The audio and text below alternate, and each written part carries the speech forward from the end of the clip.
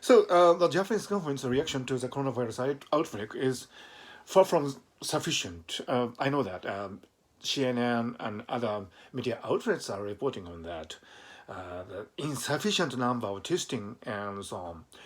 But having said that, it's quite interesting to see the resilience of the Japanese people right now, because even if the government is not doing sufficient reactions, building up sufficient reactions to this crisis, I think people of Japan reacting in a really robust and uh, you know resistant, resilient way. I think that shows the great wisdom and powers of the Japanese people in the absence of a reliable government. And I think probably that's a kind of a tradition because, if you look back on the history of Japan, you find many instances where the government is showing some symptoms of incompetence, but the people of Japan carry on and, very devising new ways to make lives comfortable and sustainable. For example, in the post-war era, there was not enough supply of food. You know, so the people went to the black market to obtain necessary food available. Because the government supply was not sufficient.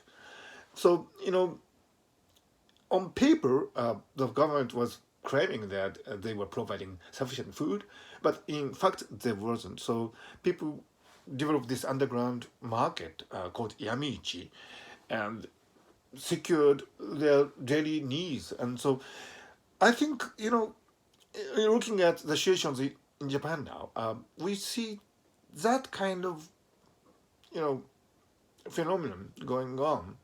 A hint of the great resilience of the people of Japan. And seen from that perspective, there's a silver lining to this dark cloud of, you know, too little, too late uh, reaction of the Japanese government, because probably that inability of the government to react quickly enough has awakened in the people of Japan long dormant ability and feeling of doing the right thing for themselves.